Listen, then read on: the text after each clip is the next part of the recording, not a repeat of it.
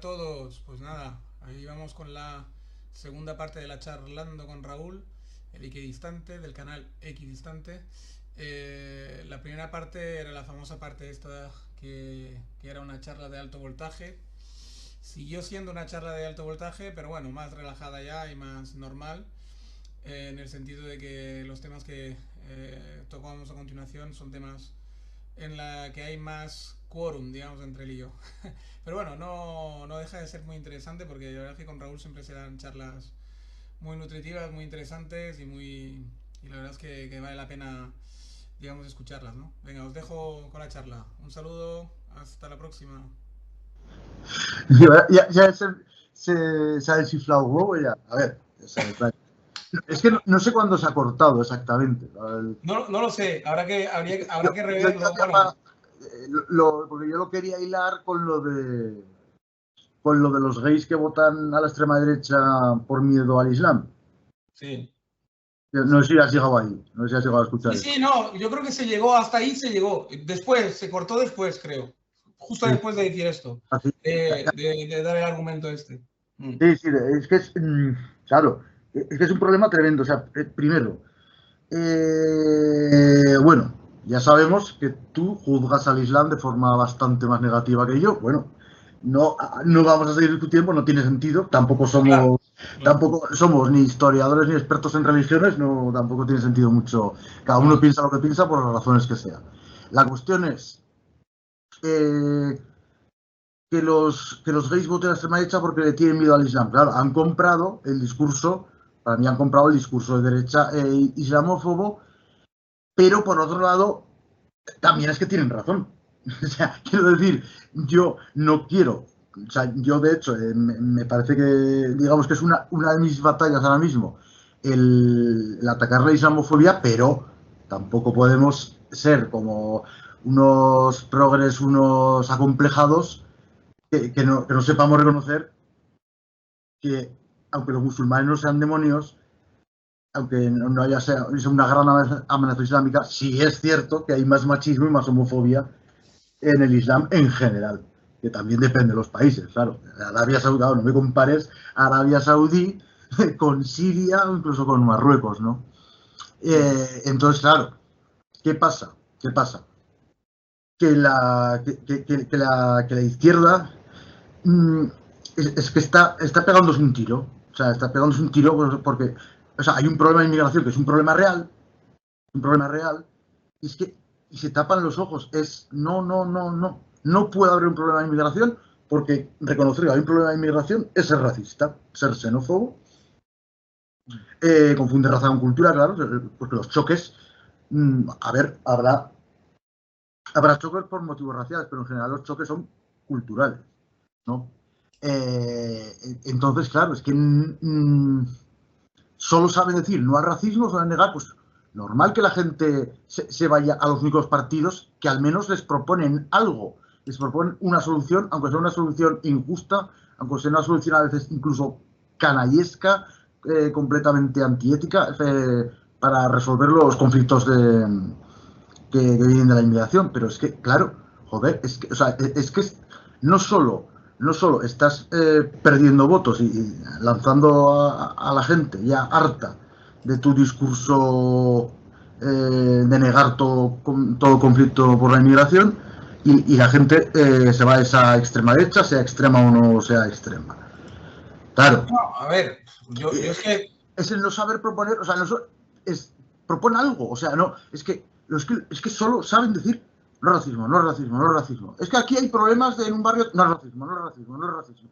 Es que hay un problema por tal en concreto de no racismo. No, o sea, es la irracionalidad total, y es eso, o sea, es que ellos están teniendo responsabilidad, igual que Monedero, el canalla de Monedero dijo en un artículo que los votantes de derechas no son inocentes, que son también corresponsables de lo que pasa en este país. No sé a qué se refiere con lo que pasa en este país, porque la mayor parte de lo que pasa malo es culpa del PSOE y no de la derecha, pero en fin.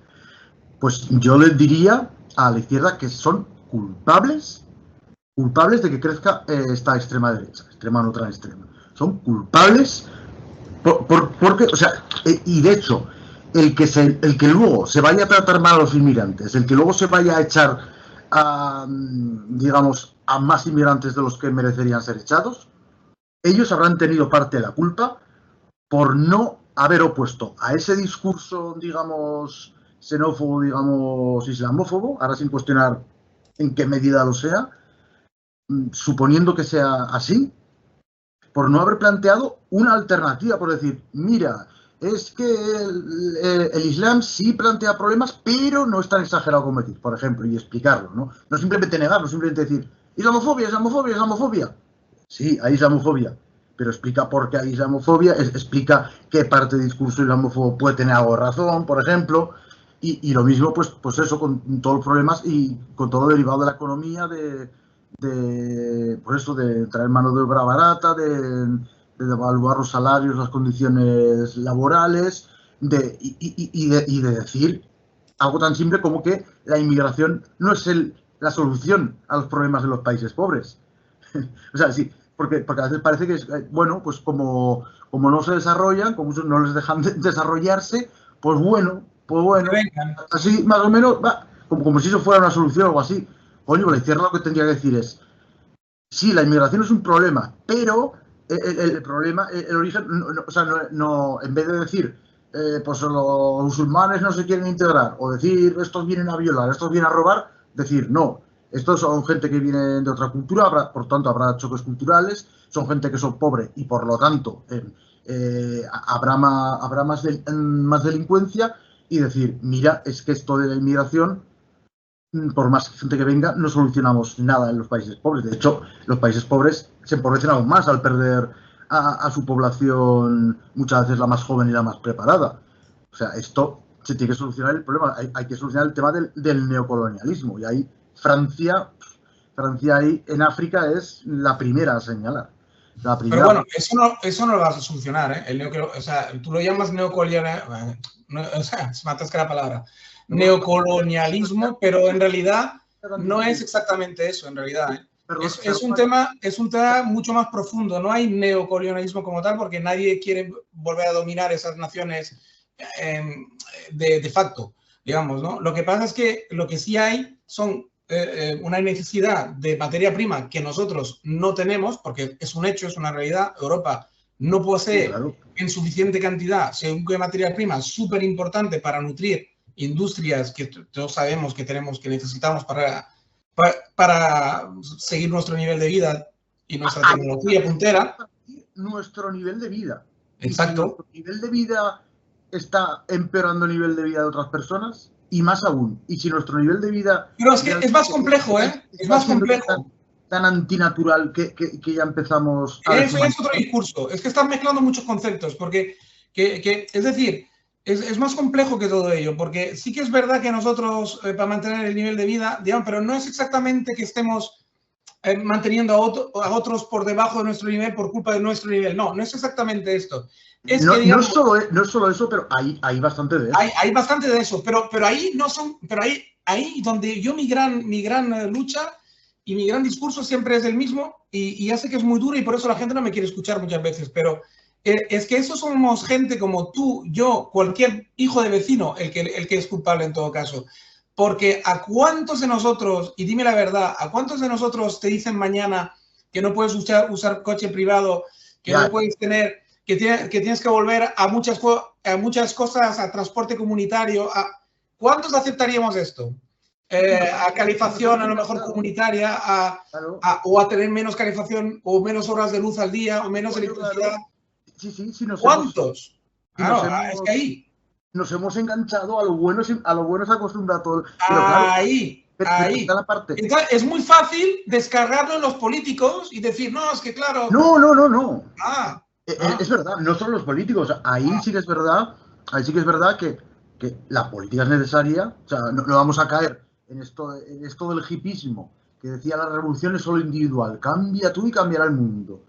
No, o sea, eso es un engaño, porque aunque es verdad que todo cambio necesita de que cada individuo efectivamente lo acompañe, o sea, eso evidentemente, lo que no se puede reducir todo a los cambios individuales. O sea, nosotros tenemos que consumir menos, tenemos que empezar a acostumbrarnos a un nivel de vida que no, por eso que no sea tan consumista, que no gastemos tantos recursos, pero ya no solo para explotar menos a los países del tercer mundo, ya no solo por eso, sino por nuestro propio interés, porque este consumo actual es muy deshumanizador. Ya lo comentamos en el directo especial Cuarto de Siglo, de cómo la tecnología nos deshumaniza. Sí, sí, O sea, tú fíjate es que hasta por propio interés no nos convendría una sociedad que gastara menos recursos, pero y sobre todo, o sea, sobre todo para que otros países puedan desarrollarse. Y eso es lo que debe decir la izquierda. De hecho, la izquierda ha defendido muchas veces el decrecentismo, tal. Sí. Y claro, de hecho, en Francia claro, sí que hay una corriente muy fuerte de esto. Pero de todas formas, yo pienso una cosa, pero ¿quién te garantiza a ti que si tú decreces y te vuelves buena persona, digamos, del todo, que ojalá si ocurriera, ¿no? Pero ¿quién te garantiza de que los africanos, igual que los chinos, se vuelvan golosos y quieran nuestro nivel de vida y entonces seamos nosotros los tontos que estamos, digamos, por debajo de ellos? Al revés. Bueno. Pero, amigo. Claro, pero para eso, claro, pero para eso haría falta mucho tiempo y ya te digo yo que antes de llegar a eso las cosas cambiarían. Ya te digo yo. Llegar a eso es que no se va a llegar ni de coña. Me imagino. Pero fíjate, ni de coña. Fíjate en China, Raúl, cuidado. Mira China, ¿Dónde vienen y dónde están, cuidado. Claro, y la India. Pero África, hasta que África. Ya. Claro, no me compares, China sí, por supuesto. No, claro, o sea, es evidente que nosotros decrezcamos no va a garantizar que, o sea, de crecer va a ser bueno para nosotros. Son tan humanos como nosotros. Y reconocer que son tan humanos como nosotros es reconocer que tienen también los mismos defectos que nosotros. Y no carecen de avaricia y de muchos defectos humanos. Claro, si les das los mismos incentivos, si les montas una sociedad de consumo liberal capitalista como la de aquí, van a acabar igual, obviamente. Exacto. Sí, por eso digo que pero el decrecimiento no es garantía de que vayan a ser menos explotados los países del tercer mundo, pero a nosotros de primeras nos viene bien ese decrecer porque primero es bueno necesitar menos recursos, es bueno también depender menos de la tecnología, estar, pues eso, que nos estamos deshumanizando, hablando claramente, hablamos de los vínculos sociales, que cada vez es más común, la tendencia es a que las personas estemos solas en nuestra casa delante del ordenador. Es que esa es la tendencia y evidentemente esa tendencia hay que revertirla como sea, porque eso es destruir al ser humano. Luego, por otra parte, vale, tú decreces y no tienes la garantía de que, claro, que puede haber otros que no decrezcan, como China, ¿no? Ponía el ejemplo, por ejemplo, China que no decrecía y que explotara igual a los países del tercer mundo. Claro, por eso el crecimiento no es... Y ya está ocurriendo, de hecho. El crecimiento sería conditio sine qua non, pero no es suficiente. No es suficiente. Si, por ejemplo, pues yo qué sé, si nosotros, por ejemplo, ya explotamos menos a África y de repente China empieza a explotarlos más, pues igual lo que teníamos que hacer es una guerra contra China. Es que está ocurriendo, Raúl, está ocurriendo. No es una suposición. Está ocurriendo. Y no solamente China, sino que Rusia ha entrado a saco en África también. Claro. No creo que tenga sentido repetir la discusión que tuvimos en el último directo sobre si China y Rusia iban a ser peor que Estados Unidos. Que es una discusión que como no lo sabemos, pues podemos... Ya, evidentemente, pero hay señales que más bien la respuesta sería que sí. Yo lo que he visto son señales de lo contrario. Con Rusia, yo creo que no te pongo tanto la mano en el fuego. Yo creo que tu mirada es demasiado benévola, me parate. Yo te lo dije, China, y además tú me lo reconociste, por ahora es bastante menos explotadora que Estados Unidos. Por ahora. Pero claro, como no lo sabemos, como se hace ucronía, no tiene sentido, no tiene sentido. Puede que, ahí me cuesta creer, pero podría ser que China llegara a ser un imperio más depredador, más criminal que Estados Unidos. Bueno, no lo descarto, pero ya veremos. No tiene sentido ahora decir... De hecho, no, pero de hecho tienes que reconocerme que todos los imperios que ha habido hasta ahora, la tendencia es a convertirse en un hegemón y a convertirse en un hegemón despótico. La tendencia, mírese Roma, mírese Imperio Inglés, mírese muchos imperios, quiero decir, a lo largo de la historia. Claro, pero es que hay distintos modelos imperiales. Hay distintos modelos imperiales. Yo justo acabo de publicar un post muy corto que decía el imperialismo al pasar por el capitalismo se convierte en colonialismo. Y es muy distinto, o sea, es ya muy distinto. Porque al pasar de imperialismo a colonialismo, lo que se hace es una explotación ya planificada, súper eficiente, que es lo que te permite la maquinaria capitalista, maquinaria económica y tecnológica capitalista, es la que te permite una explotación tan bestia y tan eficiente para ti, claro, tan beneficiosa para ti, que eso no existía antes del colonialismo. O sea, por eso la esclavitud, a partir del colonialismo, es un crecimiento bestial. O sea, nunca en la historia había habido tantos esclavos. Bueno, eso es difícil de medir, claro, es difícil de medir, pero más o menos por estimaciones que se hacen. La técnica también tiene parte de culpa, Raúl, la técnica. Porque mediante el capitalismo, por eso el imperialismo adopta una forma en la que ya la ideología se va a tomar por culo. O sea, porque antes al menos podía ser igual solo un pretexto para conquistar, pero tenías unos valores, ahora el único valor es el beneficio. Entonces, claro, la forma en que ese imperialismo se expresa es mucho más cruda, mucho más, pues eso, explotadora, expoliadora.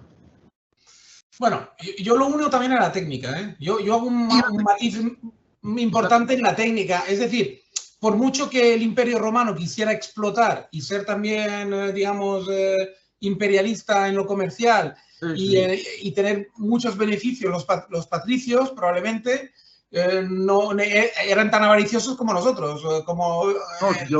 Pero me refiero, no tenían la técnica ni el poder necesario para imponer probablemente de forma tan bestial como lo está haciendo Estados Unidos, por ejemplo, ¿no? Esto lo discutimos, igual fue también en ese directo del cuarto de siglo, no sé, pero lo discutimos hace poco, la cuestión de la importancia de la técnica. Yo creo que es importante. El factor de la ideología también, o sea, la ideología, o de la... Ahí está, que en los imperios coloniales la ideología, bueno, sí, la ideología liberal o la ideología está de Kipling, la carga del hombre blanco que debe civilizar a los otros pueblos. Sí, había muchos pretextos ideológicos, pero los valores del Imperio Romano no estaban todos supeditados a la ganancia económica. O sea, el poner el beneficio económico como valor supremo, eso es algo que se sepa, solo ha ocurrido a partir de las revoluciones liberales, de la revolución industrial, a partir de lo que conocemos como capitalismo.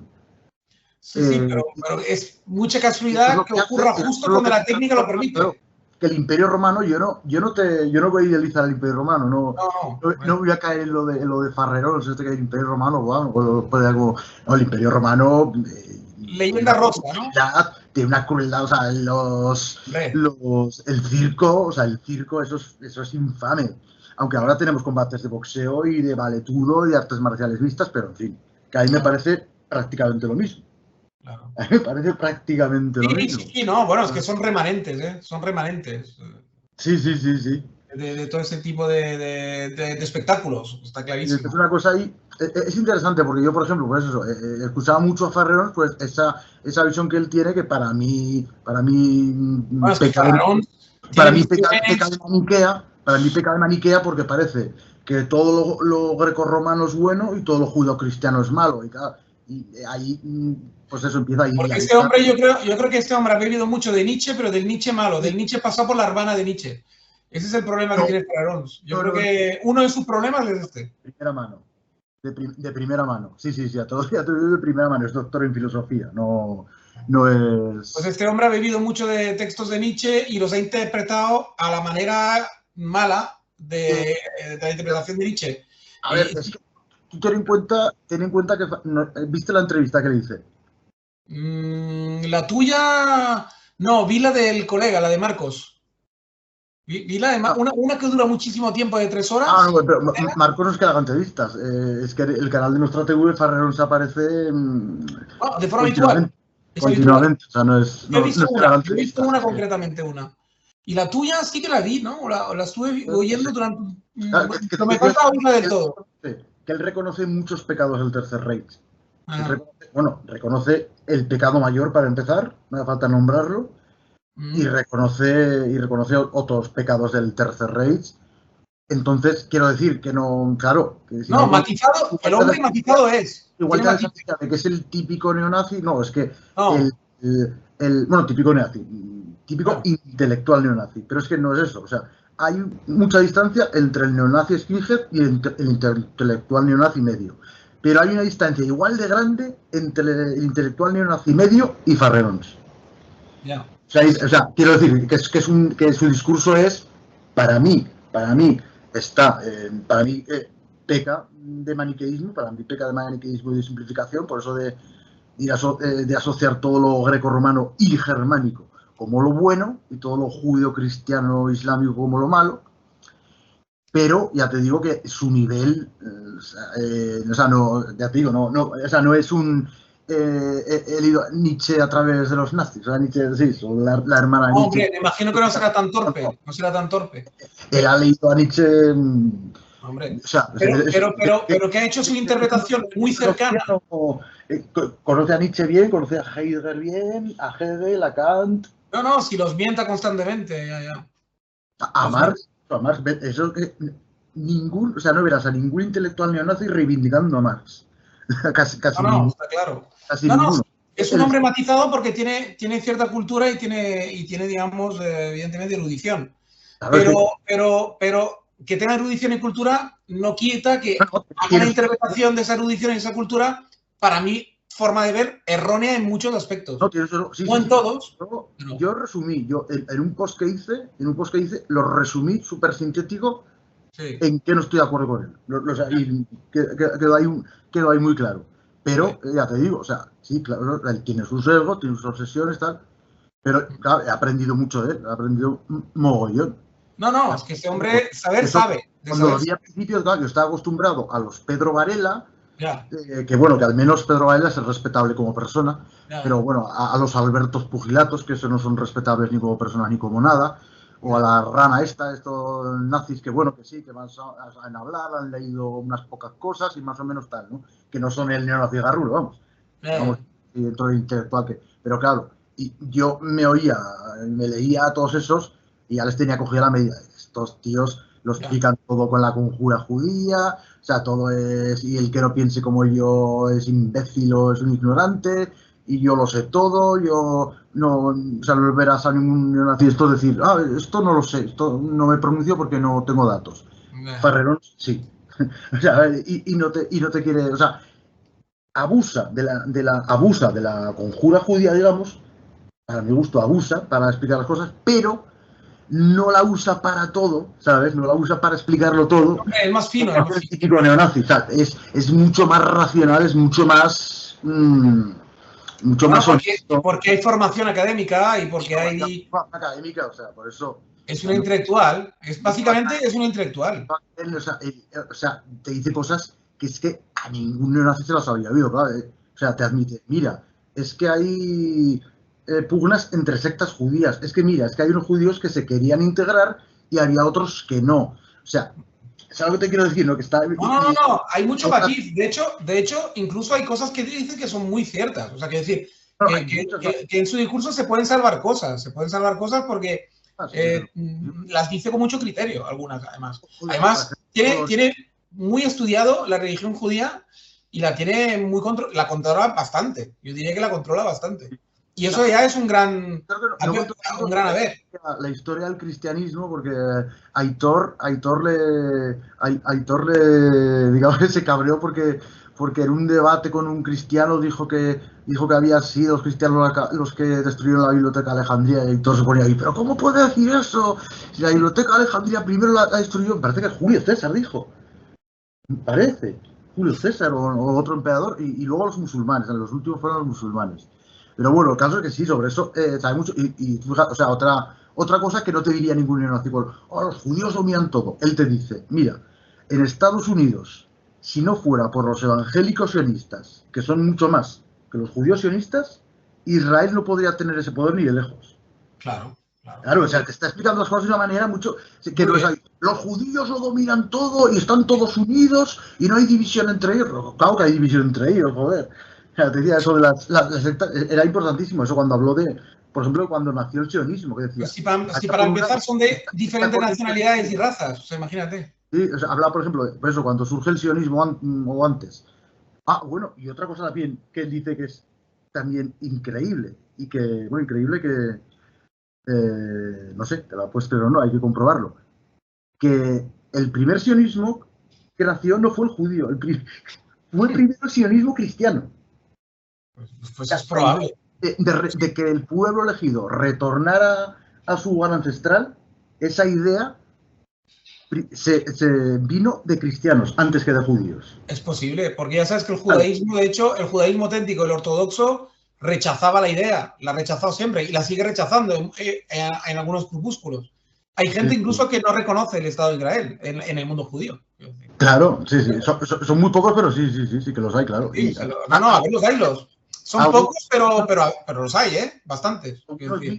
Viven en Israel, pero uno piensa, joder, pues si viven en Israel, ¿cómo pueden ser antisionistas? No, es que vivían antes. Sí, vivían antes en Palestina. Correcto. Estaban de antes y no quería que... Porque, claro, porque... Es que todos esos matices son muy importantes. Parece que, hombre, cuando quieres hablar de un tema, tienes que tener matices, porque si no tienes matices, entonces tu discurso... Está muy bien esos matices de saberlos. Está muy bien. Por eso decía, era muy importante, por ejemplo, ahí decir ese momento en que vemos que hay una corriente judía que lo que quiere es integrarse, lo que decías tú también en ese directo, de pasar, ¿qué le queda al judío si le quitas al judaísmo? Un francés, un alemán, un inglés. Claro. Además, es un cacho es un cacho. Bueno, no voy a decir cómo acaba el cacho por si alguien lo quiere ver, que se reirán. Sí, porque interviene Bruno y hace una brunada. Hace una brunada de las suyas. ¿Qué queda cuando a un judío le quitas al judaísmo? Pues que vean ese clip. Es buenísimo, es buenísimo. Se hará unas risas. Es muy bueno. Y era eso, claro, en ese momento en que una gran parte de los judíos, especialmente alemanes, franceses, ingleses, que se estaban integrando y se querían integrar, y luego llegaba otra fracción del judaísmo que se supone que hoy la representa la secta Chabad Lubavitch, que por lo visto es la más supremacista, lo cual tiene lógica con que no quieran que los judíos se integren. O sea, que digamos que esa secta vendría un poco de... Y que el sionismo también, claro, es que hay que acordarse el acuerdo de Javara entre nazis y sionistas. Nazis y sionistas estaban de acuerdo en que judíos y arios no debían mezclarse y en que los judíos no debían estar en Alemania sino en Palestina. Los dos estaban de acuerdo en eso. Sí, claro. Ese episodio existió y está escrito en negro y blanco en muchas páginas. Sí, claro. ¿no? Si no se puede negar esas cosas. Claro. Y ahí está. Y el decir, mira, es que los judíos dominan a los judíos. Es que además también lo comenté, no sé con quién lo comenté. Bueno, da igual. El caso es que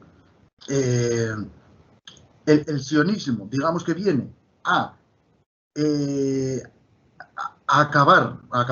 viene a combatir esa corriente dentro del judaísmo, dentro de la comunidad judía más bien, no sería algo religioso necesariamente, esa corriente dentro de la comunidad judía que se estaba ya integrando y que eso buscaba la integración y buscaban ser simplemente franceses, ingleses o alemanes, que eso es lo que decía Marx, cuando los judíos ya hayan, hayan abandonado el judaísmo y tal, y cuando el capitalismo haya acabado será imposible el judío, decía Marx. Pero bueno, en realidad esa cita la podría haber prologado para cualquiera, es decir, bajo el punto de vista estrictamente comunista, estrictamente el que defendía Marx. Pero precisamente porque Marx vincula burgués y judío. No, sí, bueno, porque hombre, es una realidad que se vivía en muchos sitios, ¿no? Había mucho burgués judío en el seno de cualquier país europeo, básicamente. Confluye, o sea, lo que viene a decir Marx es que pero no eran todos ni eran la mayoría, pero que había muchos, sí, que estaban muy representados. El judaísmo viene a ser como el judaísmo engendra al burgués y a su vez la sociedad burguesa engendra al judío. Pues viene a decir que el papel del judío y el papel del burgués confluyen y se retroalimentan. Y no, está claro. A ver, es que tenemos que pensar una cosa. Vamos a ver. Un pueblo que, digamos, que no sé ni cómo lo han hecho, la verdad, porque me digan que es un ejercicio de cabezonería, que yo creo que ni los aragoneses, ni los aragoneses que tienen fama de cabezones, para poner una nota de humor. Sin esa cabezonería no habrían sobrevivido como pueblo. Yo no sé ni cómo lo han hecho, es decir, en diáspora constante. Pues con mucho etnocentrismo, tío, con mucho etnocentrismo. Exacto. Es decir, que se sepa desde ¿cómo se llama el tipo este? Nabucodonosor o no sé qué. Sí. Los semitas, se supone que los semitas están ya desde el principio de la civilización en Sumeria. Exacto. O sea, yo por lo menos, por lo que he remontado la isla, desde hace 3000 años o así, como mínimo, que empezaron los problemas con esa gente y las expulsiones y las diásporas, etcétera. Entonces, desde 3000 años, conseguir mantener una cierta identidad con una especie de religión intelectual es un ejercicio de cabezonería tan fantástico que es increíble. Quiero decir, es absolutamente increíble. Y luego, siendo... no solo... O sea, el éxito de haber conservado su etnia, porque esto lo tengo que decir, que muchos nos creímos el bulo del origen házaro de los askenazis. Muchos nos hemos creído ese bulo. Lo sostiene el doctor Jalife, el mexicano ese, mucho también. Lo sostiene mucha gente, es un bulo total. El de clave geopolítica, o sea, lo demostró, pero de manera, vamos, o sea, hay pruebas por todos lados, o sea, ni a nivel arqueológico, ni a nivel genético, o sea, es que no tiene sostén, es una invención total. Un pedazo de bulo, pero ¿sabes qué pasa? Que ellos se basan en que la élite actualmente de Israel actual son la mayoría gente del este y gente, digamos, que venían de la antigua URSS y de la ex países del bloque de la URSS, y entonces se basan en esa coincidencia, digamos, que no es una coincidencia, que todo tiene un porqué, ¿no? Pero bueno, es igual. Se basan en esto, ese epifenómeno, para inventarse no sé qué de los házaros. Como lo explica el de clave geopolítica, es genial, porque él dice que este bulo, o sea, es esto de difundir que los judíos actuales no son verdaderos judíos, no son una etnia, no provienen de Israel y tal, que eso es una excusa, es un pretexto para poder odiarles sin creer que estás odiando a una etnia, porque es que no son una etnia. Y como no son una etnia, les puedo odiar hoy. Y como son falsos judíos, les puedo odiar porque no son verdaderos judíos. Y da el clavo el tío. Claro. Porque, no, está claro, es un superfugio. Es un superfugio que se inventan para poder dar rienda suelta a su antisemitismo o antisionismo o lo que fuera. Y eso es la excusa que tienes, porque es que si se demuestra, y está demostrado, que por mucho que por línea paterna se haya mezclado, ya sabemos, mientras la madre sea judía, en principio no quiere mezclarse nada, pero se ha mezclado, evidentemente se ha mezclado mucho. Bueno, a lo largo de tantos milenios ya te puedes imaginar que mucha pureza no debe haber. Es que claro, hay muchos judíos rubios y altos y con ojos azules. Sí, evidentemente. Judíos rubios altos con ojos azules. Pero también hay muchos judíos menos rubios y más rubios, menos altos y más bajos, que tienen una fisonomía muy reconocible. Y es una fisonomía, no solo es la fisonomía semita en general, sino una fisonomía específica de ellos, por la endogamia con introduciendo de vez en cuando sangre nueva. Las sectas más extremistas han sido muy endogámicas. Claro, y es que tú lo ves, claro, es que yo cuando me creía de origen házaro, decía, entonces, ¿cómo coño explico este fenotipo tan reconocible que lo ves en tantos judíos? Claro, cuando vi que eso era un bulo total, claro. Origen házaro, y es que es verdad, es que es estás quitando su identidad diciendo, es que no sois verdaderos judíos, por lo tanto, os puedo, o sea, es una excusa para odiarles, una excusa para odiarles. De todas formas, lo que también...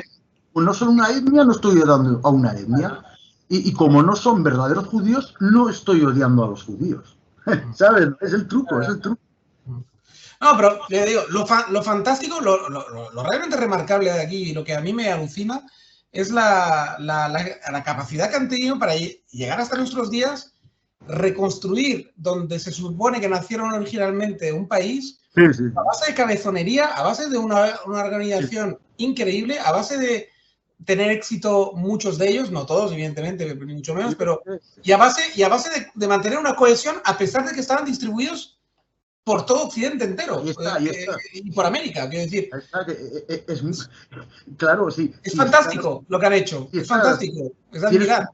Si eres un pueblo con un estado es mucho más fácil, pero cuando eres un pueblo dispersado con un montón de estados, ahí está. Lo fantástico. Poder haber mantenido la identidad durante tanto tiempo, pero es que no solo eso, es un pueblo único en la historia, quizá por dos cosas principales, que sería eso, poder haber mantenido su etnia y su religión. A pesar de la diáspora, digamos, a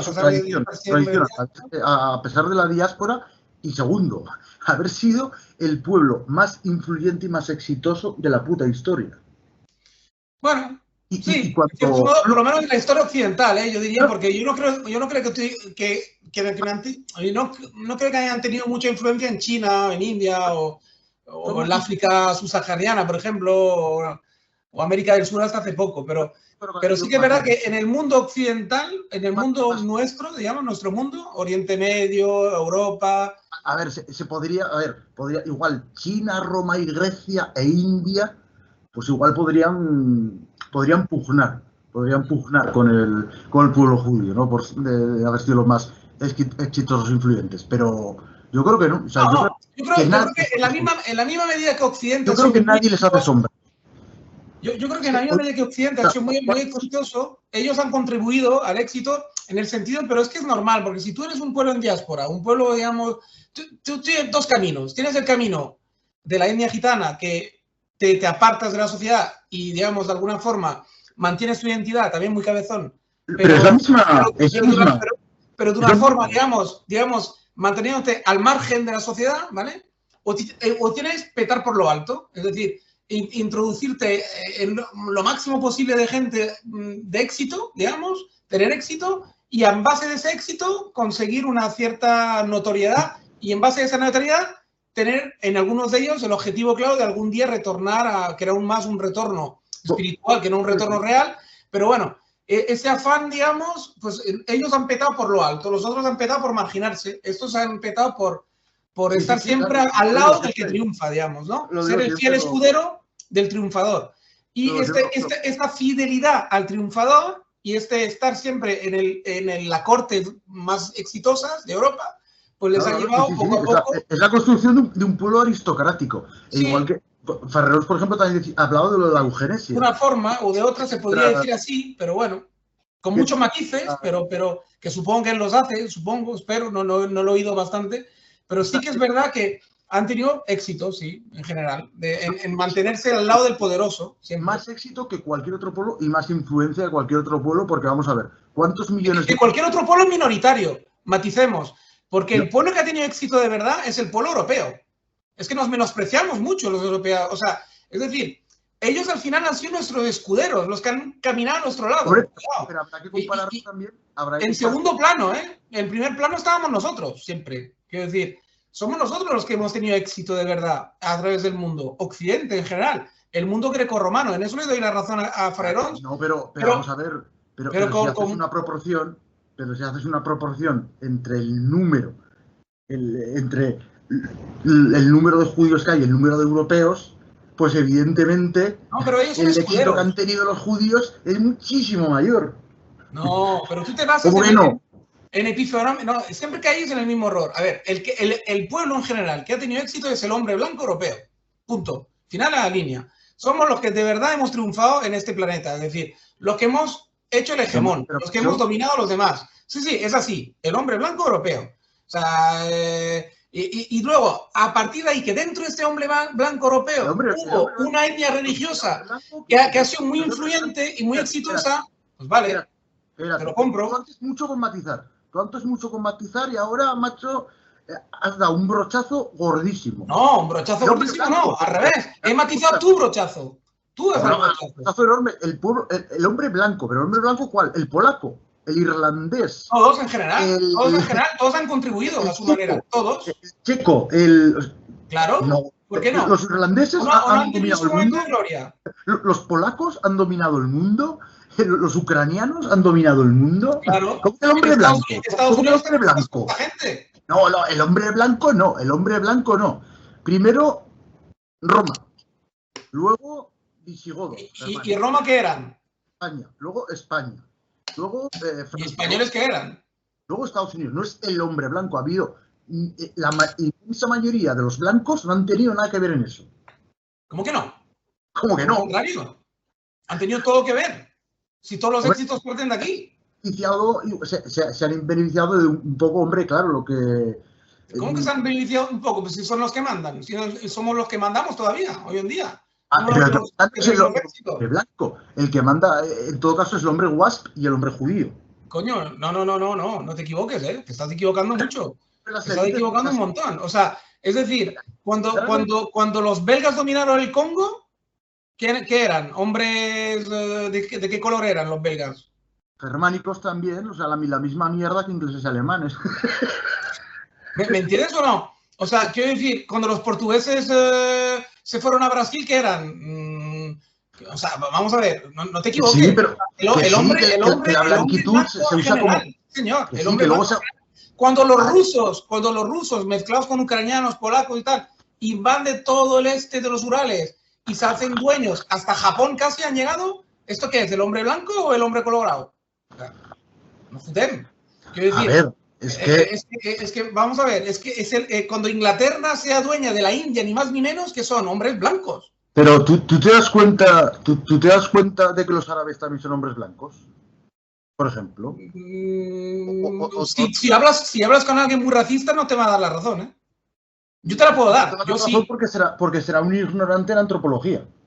Bueno. No te va a dar razón porque será un ignorante en antropología. La etnia árabe forma parte de la raza caucásica.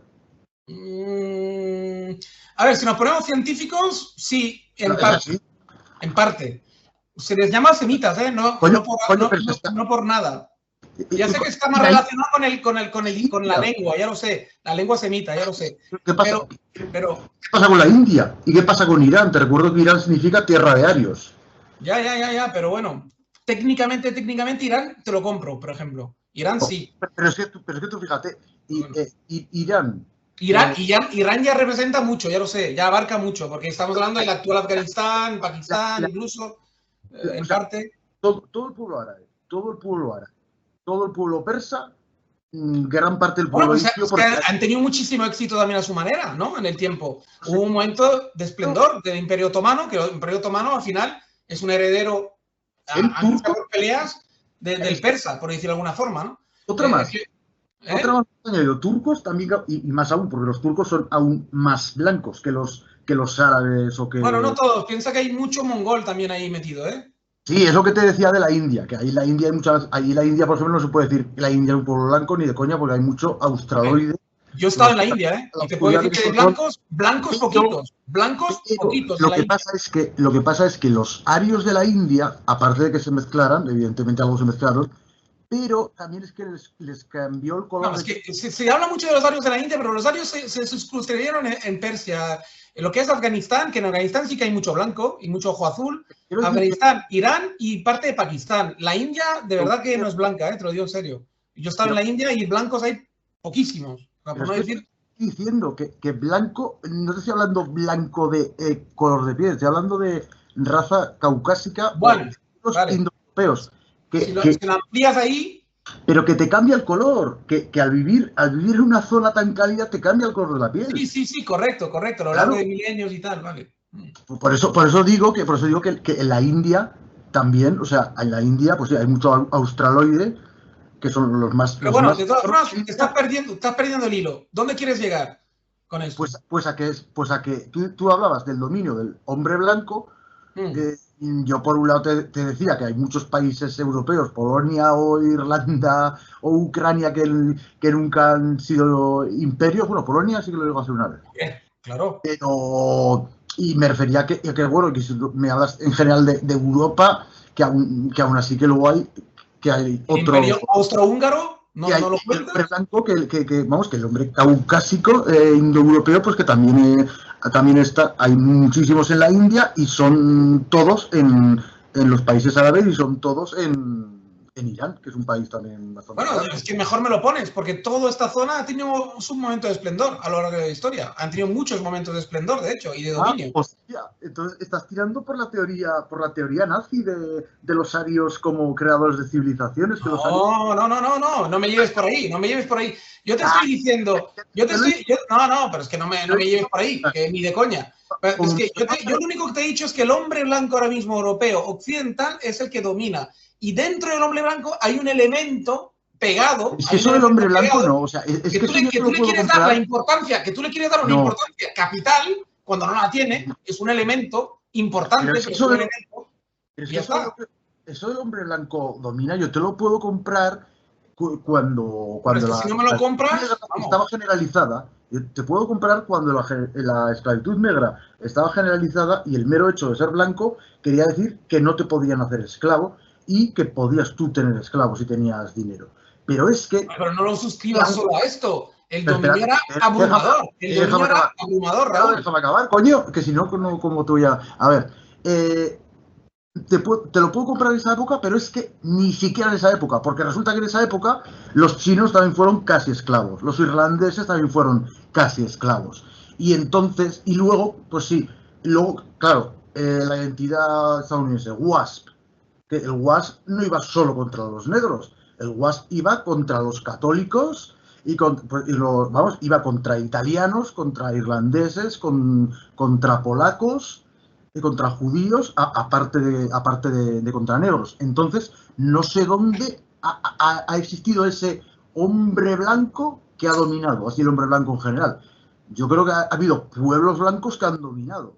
Pero vamos a ver. Pero es que, claro, una cosa es cuando nos ponemos a generalizar, una cosa es cuando yo generalizo, es que son diferentes zooms. Si tú me vas cambiando el zoom todo el rato, yo te digo, vamos a ver, en un zoom muy grande... Todos los países de Europa, todos los países de Europa que nunca han tenido imperio. Es que son un huevo. Bueno, a ver, es que un imperio, sí, ¿no? Imperio, es decir, imperio eslovaco, imperio ucraniano, imperio polaco, de una vez conquistaron parte de Rusia, Polonia, vale. Y imperio irlandés, ¿te imaginas? Imperio irlandés es un chiste. No, hombre, no, ya, pero Irlanda siempre ha estado en el Reino Unido, o sea, quiero decir, se han beneficiado del movimiento imperial. Estado no, les han metido... No se han beneficiado todos los irlandeses, evidentemente, pero que estaban, o sea, la élite, hombre, claro, los burgueses irlandeses y la élite irlandesa se han beneficiado, claro que sí. ¿Cómo no se van a beneficiar de cuando Inglaterra era tan grande? Igual que se beneficiaron los escoceses, en menor medida que un londinense, hombre, evidentemente, pero porque eran pueblos ya sometidos al imperio inglés. Pero me refiero que se han beneficiado. Joder, es como decir que Cataluña y los catalanes no se han beneficiado del Imperio Español. No me jodas. Sí que se han beneficiado. No con la misma medida que la corte española, pero joder. ¿Será que no hay apellidos vascos en América del Sur? ¿Y será que Cuba no era catalana? Joder, no jodamos. Del colonialismo... A ver, del colonialismo británico ni siquiera se beneficiaron todos los británicos. Hombre, evidentemente. Se van a beneficiar todos los europeos. El Imperio Romano tampoco se beneficiaron todos los romanos. Claro que no, claro que no. En la misma medida, claro que no. Pero cuando hablas en general, el pueblo romano es un pueblo de blancos que triunfaron. Claro, pero no eran los blancos. Claro, es un pueblo blanco. Pero europeo. O sea, está confundido la parte por el todo. O sea, los romanos son blancos, por lo tanto es un dominio del hombre blanco. Ahí sí que estás cayendo en los nazis. ¿Y cómo? No, porque yo no lo digo en la misma medida ni en el mismo sentido. Yo te lo he dicho para que tú le quites importancia al hecho de que dentro de ese dominio había judíos en todos los momentos. Pero el judío no era el actor clave, era el actor necesario o el actor acompañante, no el actor clave.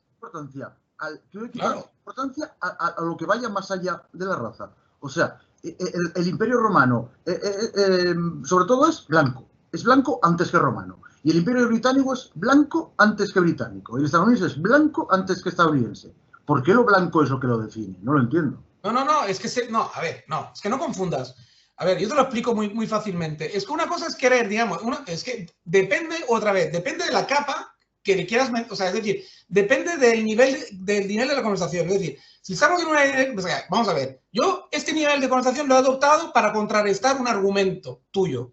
O sea, tú tienes un argumento que es el siguiente, que dices, los imperios occidentales en general, porque tú no has utilizado la palabra blanco, han estado siempre salpicados o ha sido el actor necesario, incluso el más importante, según tu teoría, el judío, dentro de esas dominaciones. Y yo te digo, no estoy de acuerdo con esa visión y te doy argumentos de por qué no estoy de acuerdo con esa visión y te digo, vale.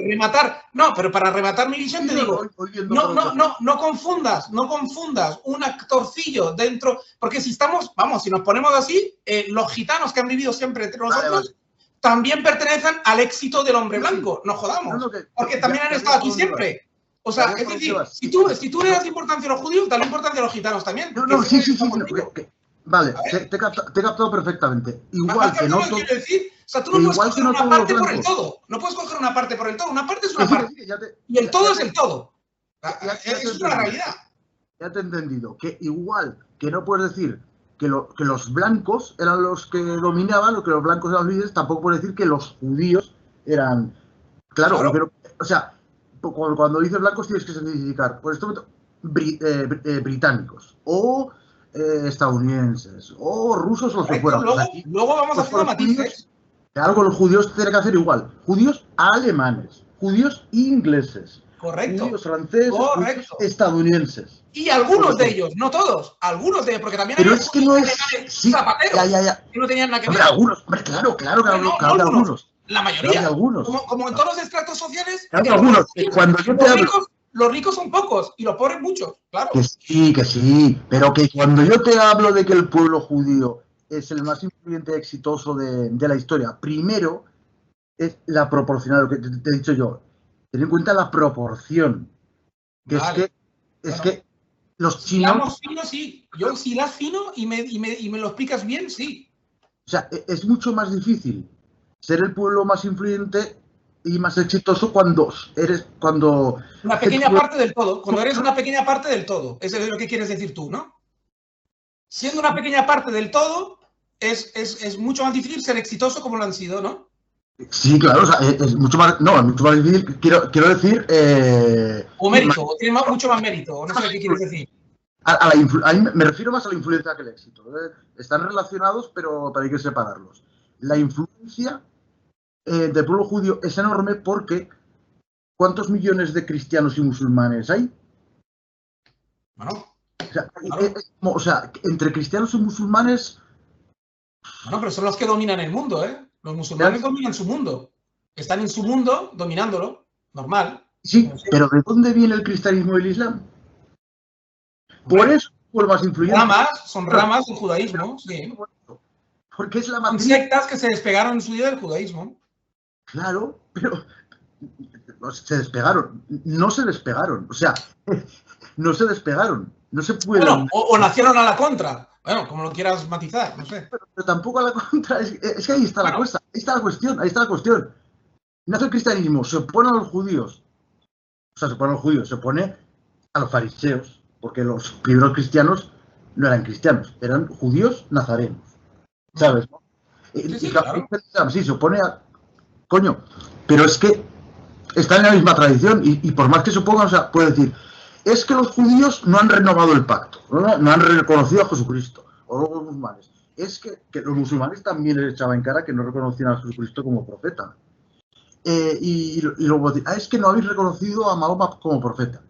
Pero es que sigue bebiendo de esa fuente abrahámica y por más por más que quiera, los cristianos o musulmanes, por más que quieran enfrentarse a los judíos, es que al final, o sea, saben perfectamente que son sus hermanos mayores, como dijo el Papa, como dijo creo que fue Ratzinger, ¿no? Ratzinger dijo, los judíos son nuestros hermanos mayores y dentro de cada cristiano hay un judío. Curioso que lo dijera el Papa más culto y más erudito que ha habido últimamente. Ese es uno de los grandísimos aciertos de Farreros, gran descubrimiento que me hizo tener, que es el ver cómo, según sus palabras, el cristianismo es una pendiente deslizante, ¿no? Y ahora aquí introduzco mis términos. Es una pendiente deslizante que te lleva de la judeofobia visceral a la judeofilia incondicional. Porque ¿qué pasa? Que cuando la época de los progromos, la época que el antisemitismo cristiano venía sobre todo del pueblo.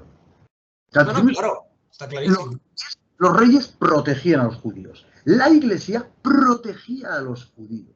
Bueno, no en todo momento y en todo instante, pero bueno, en general, digamos que sí. Claro, siempre, por supuesto. Pero en general, las purgas contra los judíos venían del pueblo llano. Porque cuando les convenía de tanto en tanto, tú sabes que cuando les convenía de tanto en tanto, hacían lo contrario, pero bueno. No, claro, por supuesto que habrá...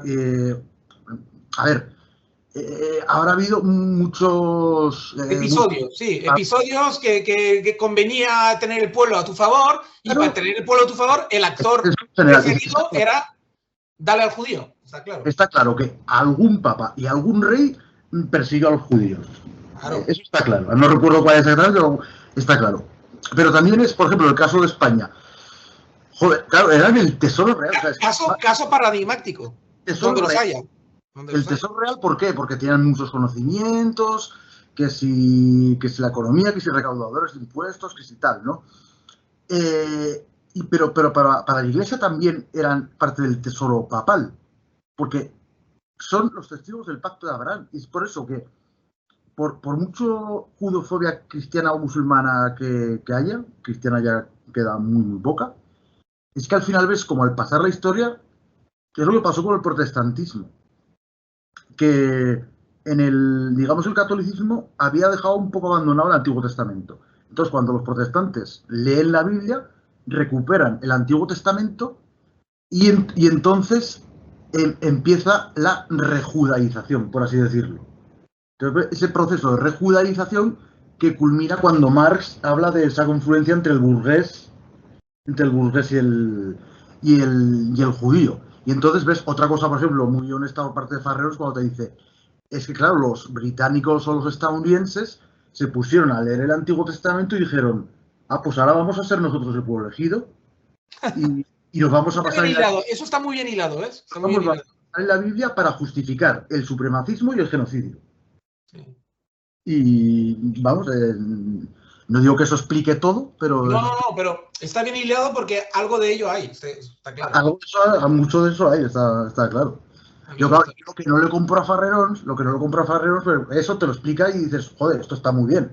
Me has abierto la mente, claro, pero luego te intenta convencer de que todo supremacismo viene del judaísmo.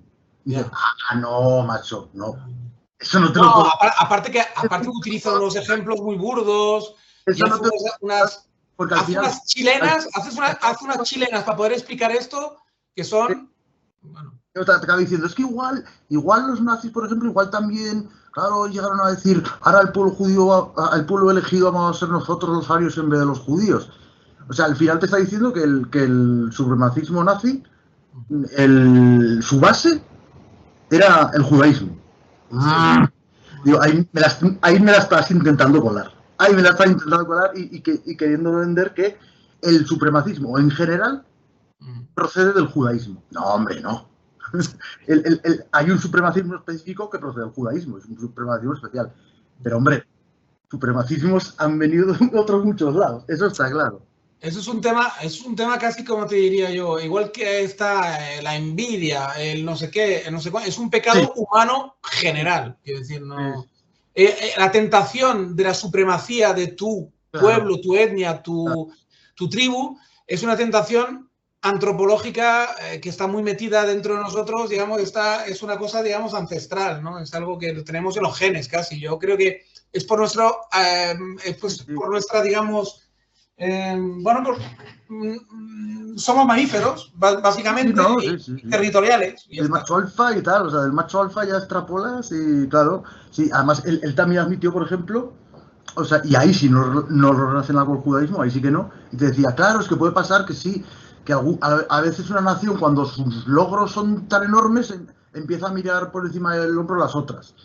Claro, todo esto yo en la segunda parte de la entrevista le iré sacando, pues le saqué mucho jugo, y le Pues saqué respuestas que no me esperaba. la voy a Le reescuchar saqué porque respuestas que no me esperaba tiene buena para pinta. nada. Y en la segunda entrevista ya va a ser, wow, ya vamos a ir a Dugollo con un montón de temas a ver cómo sale. Y mira, justo ahora empieza el directo de Farrerons, así que no me lo puedo perder.